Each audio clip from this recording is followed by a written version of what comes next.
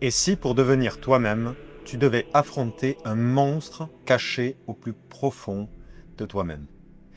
C'est l'épreuve que nous livre un des plus profonds et connus mythes de la Grèce antique, le mythe de Thésée, du Minotaure et du labyrinthe. Je t'invite à découvrir les clés philosophiques de ce mythe pour pouvoir l'appliquer et comprendre ce qu'il signifie dans ta vie.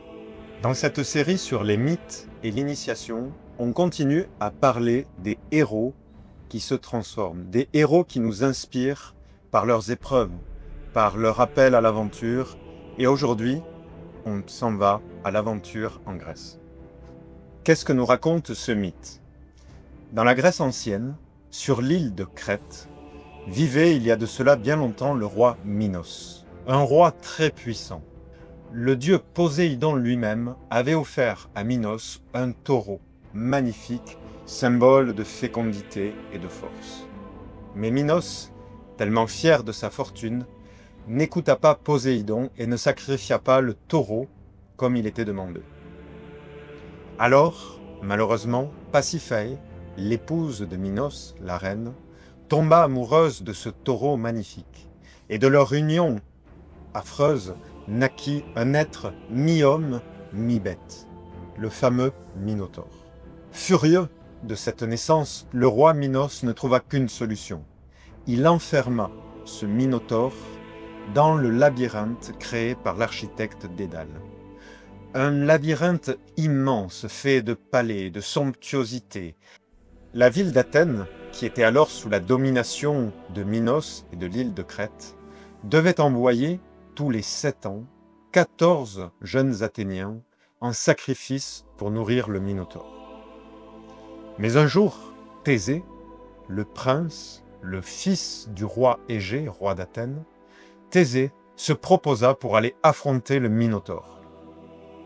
Avant de partir pour l'île de Crète, le roi Égée, le père de Thésée, lui fit promettre qu'à son retour, si Thésée revenait vivant, il devait hisser des voiles blanches sur son navire pour prévenir son père qu'il revenait vivant. Et s'il était mort, il devait laisser les voiles noires du navire.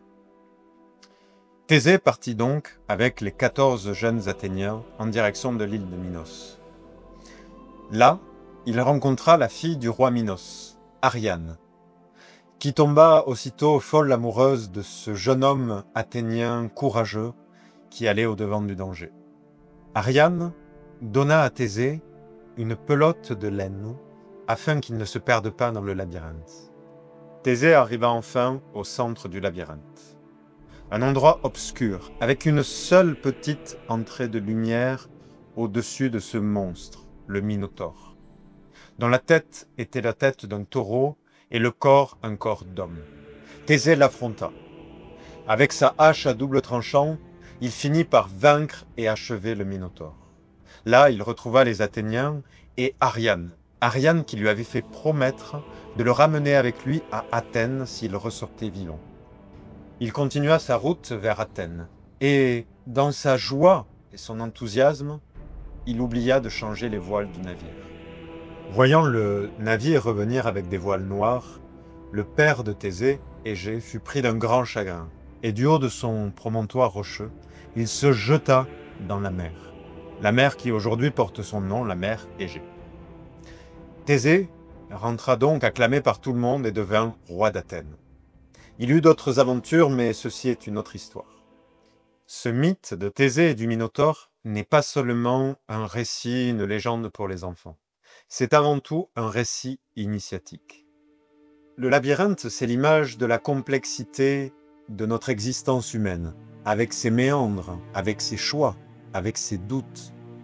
Il est fait, comme le labyrinthe aussi, de beaucoup de choses belles, de choses qui nous font plaisir, mais qui peuvent aussi nous détourner du vrai sens de notre existence. Très concrètement, aujourd'hui, le labyrinthe, ça signifie quoi? Un monde dans lequel nous avons plein de possibilités, dans lequel les médias nous offrent une information permanente, mais dans laquelle on peut facilement se perdre, dans laquelle la direction et le sens de la vie n'est pas facile à trouver. L'image du labyrinthe est très forte, parce que pour pouvoir révéler qui tu es vraiment, il faut aller au cœur du labyrinthe, au centre. c'est tout simplement la rencontre avec le plus profond de toi-même, ce que certains appellent le soi. Au centre du labyrinthe, qu'est-ce qu'il y a? Le Minotaure. Le Minotaure, c'est un animal qui a une tête d'animal, de taureau, et un corps d'homme. Il symbolise finalement l'être humain qui est gouverné par l'animal, c'est-à-dire par la partie instinctive. Concrètement, qu'est-ce que représente le Minotaure dans notre vie? Le Minotaure, c'est le fait de se laisser guider par toutes les réactions incontrôlées. Ça peut aussi représenter l'envie de fuir la responsabilité de soi-même. Le fait de se laisser aller soit à une forme d'irresponsabilité, de ne pas prendre sa vie en main, ou de tomber peut-être dans le cynisme, le fait de critiquer les autres, de critiquer mais de ne pas s'impliquer. C'est le moment où tu te dis que tu ne devais pas faire quelque chose, mais que tu le fais quand même. Que tu te laisses prendre, pousser à faire quelque chose qui ne te semble pas juste, qui ne te semble pas bon. Là, c'est la part instinctive de toi-même qui dirige. C'est le Minotaure. Celui que finalement, tu n'oses pas affronter. Et tant qu'on n'ose pas affronter le Minotaure, on est le Minotaure. C'est lui qui dirige notre vie. Comment affronter ce Minotaure qui est en nous-mêmes? Rappelons-nous, Thésée a deux armes symboliques. L'une, c'est le fil que lui a donné Ariane. Et l'autre, c'est la hache à double tranchant. Ces armes ont un sens symbolique très fort. Tout d'abord, le fil d'Ariane. Il représente la mémoire et la conscience. Le fil d'Ariane, c'est ce qui permet de ne pas te perdre dans le labyrinthe. Tu sais, ces fois où tu te dis dans ta vie « Mince, j'ai déjà fait telle erreur ». Eh bien là, c'est clairement que tu as perdu le fil de ta conscience. Le fil de la conscience, c'est la mémoire du chemin que l'on a déjà parcouru, qui est accompagné aussi d'un savoir, d'une expérience. Garder le fil de la conscience, c'est pouvoir avancer dans la vie en gardant en mémoire l'essentiel. Garder ce fil d'Ariane fort et renforcer ce fil d'Ariane, c'est renforcer la conscience de soi-même. Beaucoup de pratiques peuvent nous aider à ça, des pratiques d'ancrage intérieur, de lecture, de méditation, d'écriture de ce que l'on a appris au cours d'une journée. Bref, l'important c'est de se rappeler qui je suis vraiment et où je veux aller. Et finalement, c'est ça qui permet de ne pas se perdre dans le labyrinthe. Même si souvent, on se perd un peu. Mais ça permet de ne pas se perdre trop longtemps. Quel est le deuxième outil magique de Thésée? C'est la hache à double tranchant. Cette hache, c'est avant tout une arme symbolique, car en réalité, c'est plutôt difficile de se battre avec une hache à double tranchant. On a retrouvé beaucoup de ces haches dans les temples, dans les palais, notamment en Crète, justement, sur le lieu de la légende. Ces haches représentent en fait la volonté transformatrice de l'être humain. Pourquoi transformatrice? Parce que le fait qu'elle soit double signifie qu'elle agit à la fois dans le monde extérieur et à la fois dans le monde intérieur. C'est le fait qu'en agissant dans le concret, en me confrontant à certaines choses que je ne sais pas faire, à des épreuves, je vais en même temps ouvrir un chemin à l'intérieur de moi-même. C'est aussi le travail à la fois spirituel et matériel. La hache à double tranchant, c'est vraiment l'arme du héros qui permet d'affronter les difficultés. Saint-Exupéry disait « L'homme se découvre quand il se mesure avec l'obstacle ».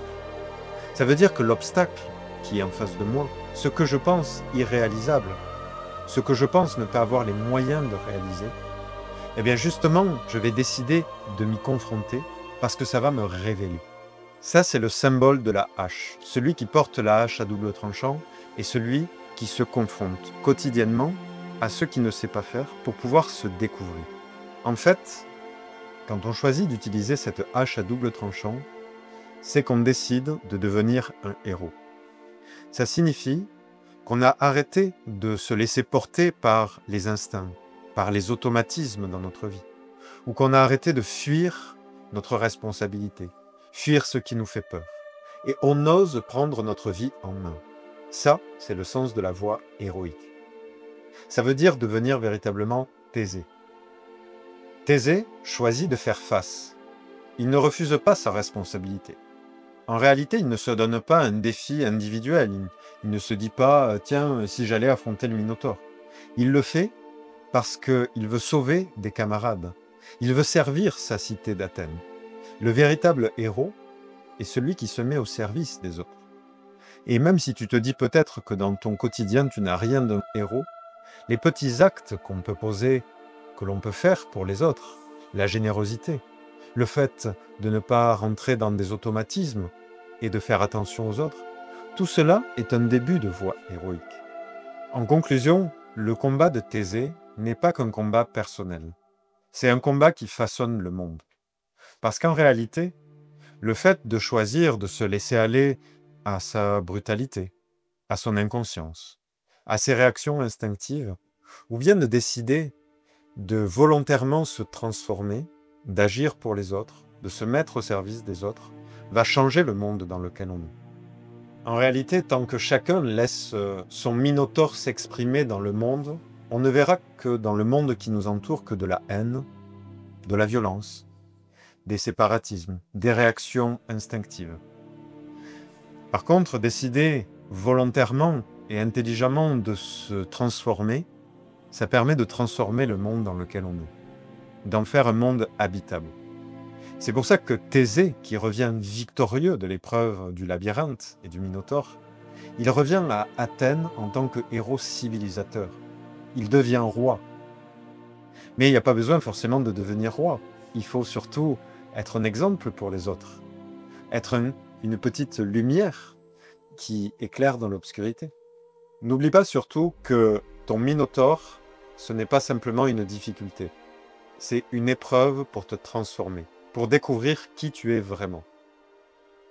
J'espère que toute la symbolique de ce mythe de Thésée et du Minotaure t'a parlé. J'espère qu'elle va pouvoir t'inspirer dans ta vie, surtout pour affronter ce Minotaure, qui est avant tout une épreuve pour te révéler, pour te transformer.